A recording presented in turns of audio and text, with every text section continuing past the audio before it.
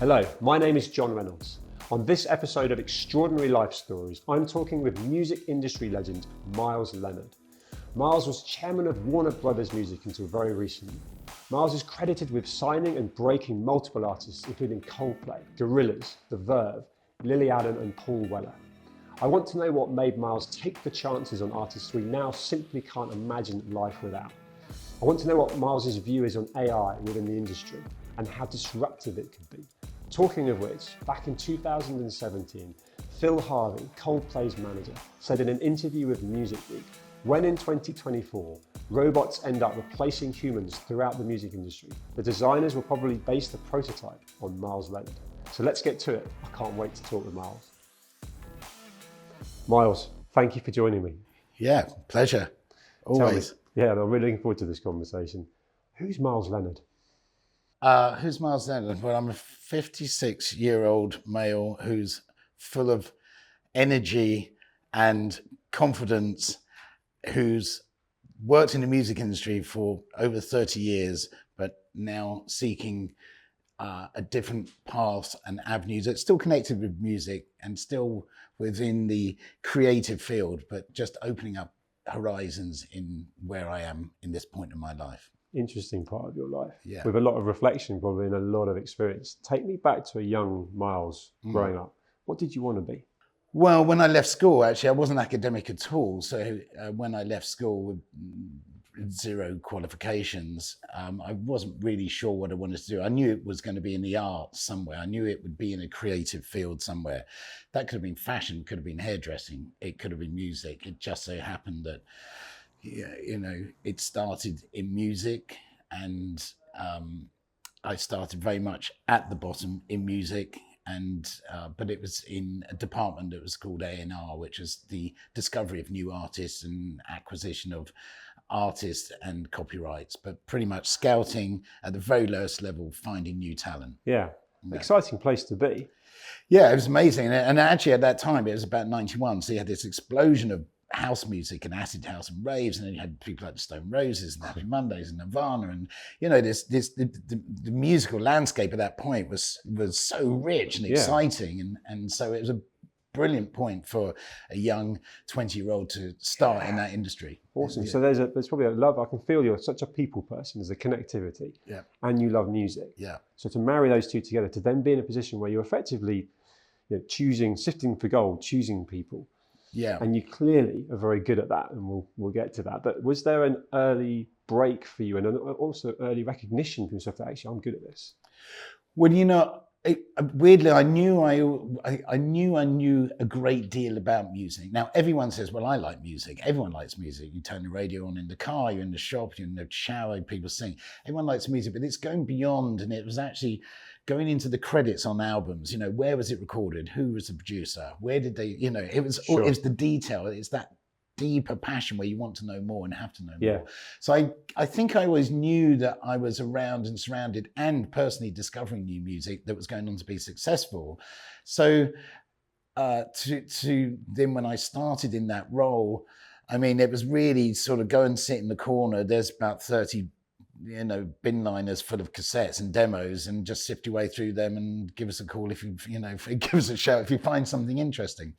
And so that was a big part of your life then, was just literally listening to tunes. Yeah, it's building up a network as well, a network of people around the UK and into Europe, people that you trusted, people at recording studios, rehearsal studios, and you would call them up. I mean, it's a very different climate to what it is now, where everything is online, and you've got so much data to influence you in decision making.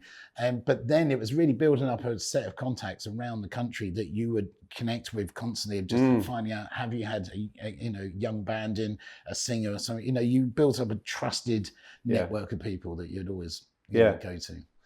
And so in context of the kind of results and success you started to get, was there a particular band or group that you broke that's kind of sent you into a place where a lot of other people were then noticing you and crediting you for that? Yeah, it's always getting your first artist, and which is that everyone's all eyes on you on your first artist. And actually I found an artist very early on, I was very lucky, and the company I worked for at the time, I said, look, I really want to go and see this band. They're from Wigan, they're called the Verve, and I just think, the sound of their music's extraordinary.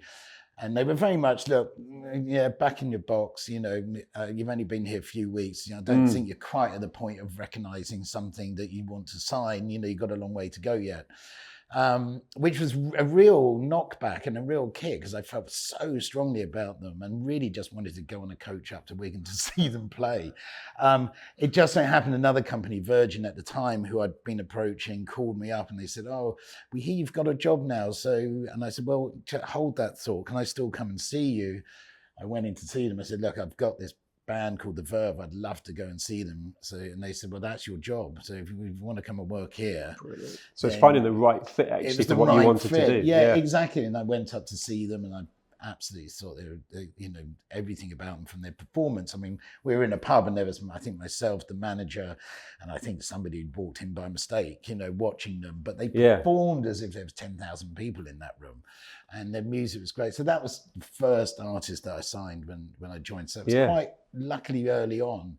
They didn't have the huge success they went on to until their third album, but they were having an impact and they were being recognized, and it was bringing the credibility to the label as well. So. But what's nice is, in context, they had the success on the third album, but they needed the opportunity to be able to flourish. Yeah. There's a certain amount of gratitude and fulfillment and pride that comes with actually being someone that actually spotted that, got excited about it, wanted to go on the coach to see them perform, and then actually influenced that. And of course, countless others. I mean, Coldplay. Four lads sat in a room, ambitious, naive, and ultimately incredibly talented. Yeah. And you recognise that. And ultimately, there's every chance that, who knows where it might have gone if it hadn't been for that. But that, from your influential point of view, they've become the household name that they are. Yeah, and so people ask me about what it is about an artist that makes you want to sign them. There's a number of criteria. It's their drive, it's their ambition. It's their ability to perform. It's their songwriting skills, probably first and foremost, beyond anything. Yep. And I'd always, when we had an artist would come in, we always ask, what's your vision? Where do you see yourself in 12 months and 5 years and 10 years time? And you always got, it was very interesting to hear if people really did have a vision of where they wanted to be. So it's not just the raw talent, it's about a mindset, it's about a determination. It's definitely a mindset. And we talked about Coldplay earlier, and then Chris's mindset from the point where we signed him to the label, he very much had a very strong vision of where they were going and how successful they were going to be. There was absolutely zero doubt in his mind. I think he had a 10-point plan of, find a drummer, do some rehearsals, get a record deal, have global success, and he pretty much followed it in that order. Brilliant. But I'd say that most successful artists are hugely driven. Yes. And all artists are by sheer nature, they're creative, and they're these, more often than not, these geniuses, but they're in equal measures, they're vulnerable, they're anxious, or they're egotistical, and have attitude, or what, sometimes it's some of those all mixed together. Yeah. And of course that mix sometimes the trajectory is to success, and we will hear about them. There must be artists and groups that you've sat with and got a real tingle of excitement and thought these guys could be great, and it's not happened. And of course, we don't need to name names and so on, but in context, was there any trend as to why potentially that happened and people didn't succeed? And does it go back to mindset? You know what? When in hindsight, when I look back and think about, because I often do think about why didn't they work, and actually, there were some of the failures, and you don't have any success without failure, and I always believe that failure is just an ingredient within success. So you just got to have more success than failures. But when I look back and think, I had the same passion about certain artists that I did with the Verve or Coldplay. But the world just didn't like them. No, they just didn't get it. But hindsight is a wonderful thing, and maybe you can dissect it, and you often would, because I'd often want to learn by why didn't they work? What was it that didn't connect with an audience? And, you know, sometimes it is perhaps that they didn't have that drive. You know, ultimately, were the songs strong enough? Did they have the ambition? See, some artists would sign a record deal and then think, that's my job done. Interesting. And that was a conversation we'd always have with artists. It's like, no, we've just dug the hole. We need to fill it together. They've actually just started. You've just started, yeah. And, you know, record labels there to really amplify and magnify something that's the embers. You know, I'd always talk to the artists about you got to create those hot embers, and then we'll amplify that and you know, create the fire. Yeah. And actually, that's an infrastructure side of things, which of course you would be involved in.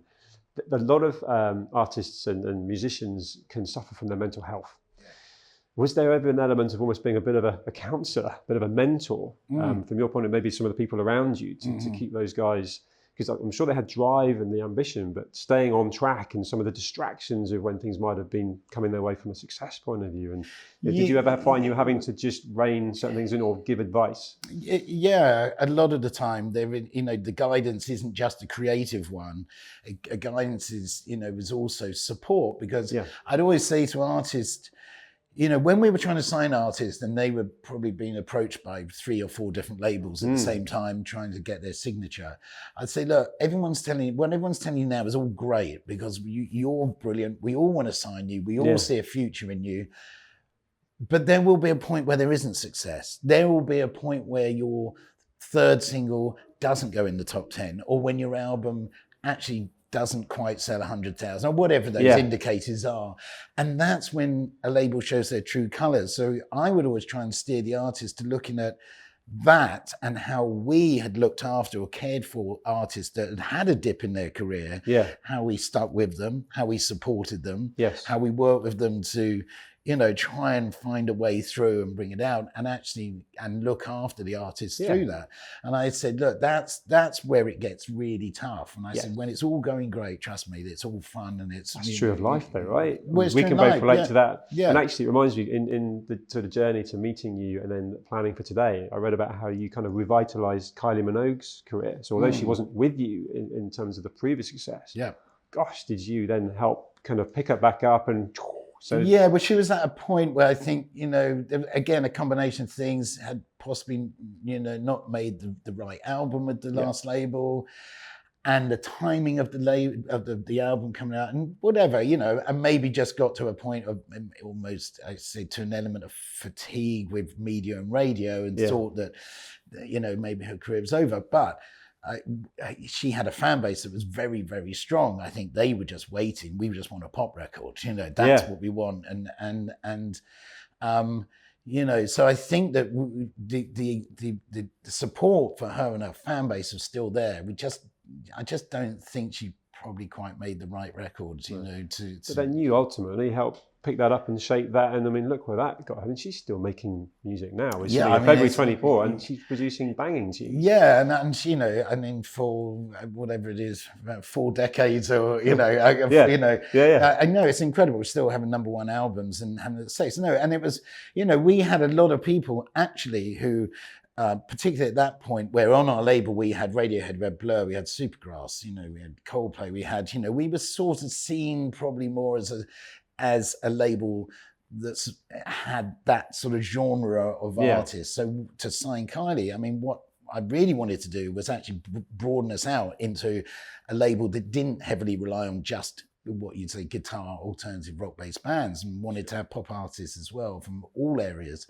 And so, you know, the first meeting that we had with her, you know, she was very much wanting to go back and make a pop album. I think she was a little concerned that coming from a label that had all those artists, we wanted to make yet another album like she'd done with the Manic Street Preachers. But when she realized very quickly, no, we want to make a pop record, and you know, which we did, and Spinning Around went to #1, and just, you know, but in that, the lyrics of that song about I'm back, I've got a new wardrobe, there's a new me, it's just everything just talked about, you know, sort of that reinvention. It sort of expressed her personality. If you can do that as a musician and with the support of, you know, it's a win-win. Yeah. I'm just gonna, tricky one this actually, so I'm not sure how you'll answer it, but in context of a young aspiring entrepreneur that wants to get into music, right now with AI as it is and developing, and who knows where that's going to go. What advice would you give someone? Because your journey and the way you were able to, referring back to cassettes, someone listening to this in their teens, 20s is going to be like, sorry, what? Yeah. So what advice would you give someone to almost have that opportunity to carve out a career, make a difference? What would you say? Well, in terms of how technology has changed the industry. Just right here, right now. So as we sit here, we know that AI is disrupting it. There was a song that was produced by AI with Drake's voice. And you could give the command, ChatGPT, you turn around and say, I want to have a song that is in the style of so-and-so with the voice of Drake and a bit of, and so it's almost, do you know what I mean? It's almost taking that creativity away. And then someone in your situation has got to decide if that's good music and it's authentic and it's well, I would say behind every great AI record, and that particular one you were talking about was somebody that had to put the two together and create so the ingredients. use the ingredients, but the AI. And I think that you've got to embrace technology first and foremost. And I think technology and music have always gone together, whether it's from the synthesizer to people sampling records. You've got to remember when people were sampling records earlier on, they were saying, well, that's not music. You're just taking somebody else's record and putting it together. Cheating. And cheating. And now it's an art form and it's accepted. Yeah. So I think, somebody wanting to come into the music industry, I'd say, absolutely now's a brilliant time to come into the music industry, and you still need a creative force, and you still, artists aren't going to disappear. Yes, you will see more AI generated music that's out there, that's fine, but there will always be somebody that has a story to tell. And I think the best artists, and songwriters, write from the heart, write from experience. And whether it's Adele, talking about walking into that party and seeing her ex, and you knew that was her. She'd written, and I think people connect with that. And people still want to go to a live show, and they still want to see, the drive and the passion and the energy and the delivery and honesty from an artist. So I think those things aren't going to disappear. No. AI is going to really, it's going to support and underpin and be used in a creative way that's really exciting. So young person wanting to get in the industry, I'd say it's a brilliant industry to be in. It's a privilege to work, I think, with such creative people in music and surround yourself. And it's an industry that's really exciting. And you've still got to market an AI created record. You've still got to pay royalties out to somebody, or somewhere. So I love the way you've answered it, because I think people are almost scared of AI, and across the board, regardless of our conversation, as you say, embrace it. It's here. It's not going anywhere. So actually, how do you enhance it and I think I use that word cheating, but there are probably times where technology and advancements, the purists or whatever, sort of resist it. But actually, if you're going to be innovative, if you're going to keep going with the trends, I think it's great inspiration. Well, and also find ways that actually the artists don't get cut out of the equation. So if AI is using somebody else's work or their copyright, make sure that they're paid for that, And I think when back to sampling, people say, well, it's just stealing other people's music. And now people take it, but you pay, and it's now become completely accepted. I get that. Sitting here now, there's so much success that you've achieved, and actually I love the fact that you said it, because I was going to ask you that you can't achieve success without failing along the way, and a lot of people struggle with that. But sitting here now, how would you define success?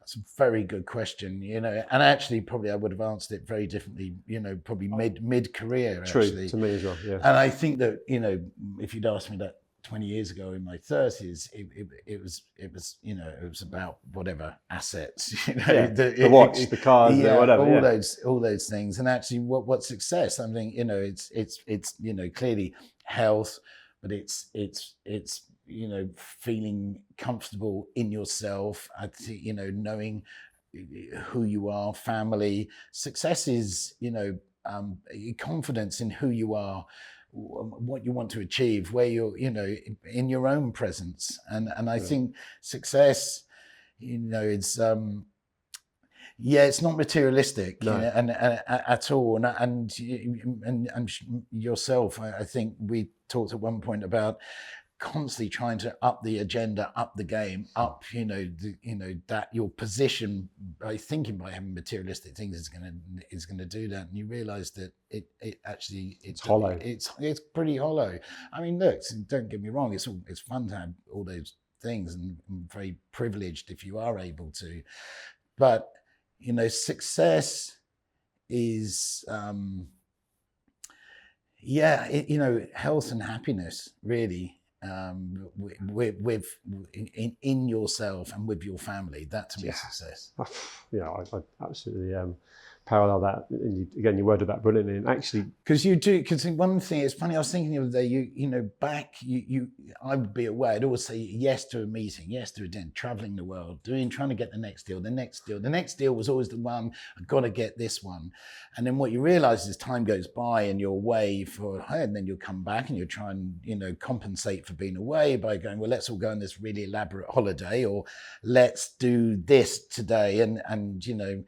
And dad had just come home and the children just want to tell you about what they've done at school, or their teeth have fallen out or something. And you would say, let's go into and have dinner at the Ritz, and try and they just want to cuddle, tell you about the day. And something like that, yeah. Or you would do these elaborate holidays because you've been on business trips half the year, or I'd be in the studio in the evening and then in the office during the day. And so you then sort of think, okay, let's go on this great elaborate holiday. And they've been just as happy being in the tent in the New Forest, around a campfire. Yeah.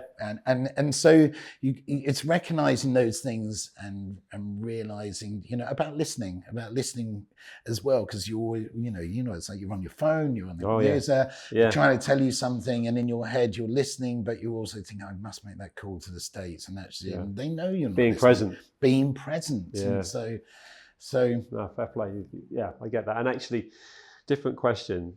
And let's leave family out of it, because I think that's clearly the answer. But if I asked you, what's your greatest achievement? So we're talking career, from the very beginning, like almost that first signing right through to all the other things you've achieved. What's the greatest achievement? I think from getting to, this is just I don't think there's one thing that, signed that artist or had that #1 album. Or I think that my greatest achievement was that, because I didn't actually get any GCSEs at all, any A levels or any degree, didn't go to university, didn't achieve. And I had so many people saying, well, you're not going to achieve anything. And there's not really much hope, whether that's the careers officer at school or whether it was, people around you. Sure. And so but I knew I had something to offer, and it may not be recognized on a certificate. From an academic point of view. Yeah, from an academic point of view. But I knew I absolutely had something to offer and achieve. So my greatest success is to actually turn around and say, yeah, I did do it. I did do something. Maybe a bit of a point to prove as well. Kind of, yeah. And I've never been really one for sort of pointing the finger and saying, I told you so. But, when someone has told you. Yeah, Well, actually, you know what? Actually, I was asked to go back to my school, Great Marlow School, to do the prize giving. And, they had various people before me, Steve Redgrave, the Row, and various other people who'd gone on to have, great success. And I thought, isn't it funny they've asked me to come back and do a talk about success when actually it's from the same school that was actually at the time telling me there's probably not much hope for you. Yeah, so there's a little bit in you that would have liked that. Yeah, 100%. definitely. Yeah, absolutely. Not why you achieved it, but the fact that actually it's like, no, I've done it. And I think you could have named all sorts of artists and awards and so on, but actually, just the journey of getting there and then actually getting there. Yeah. Fair play. Your own personal journey with mental and physical health intrigues me. A lot of people talk about, to be successful, you've got to start 5 o'clock in the morning. Ice baths now are trending, podcasts and so on. What works for you, both that sort of physical and mental side of things?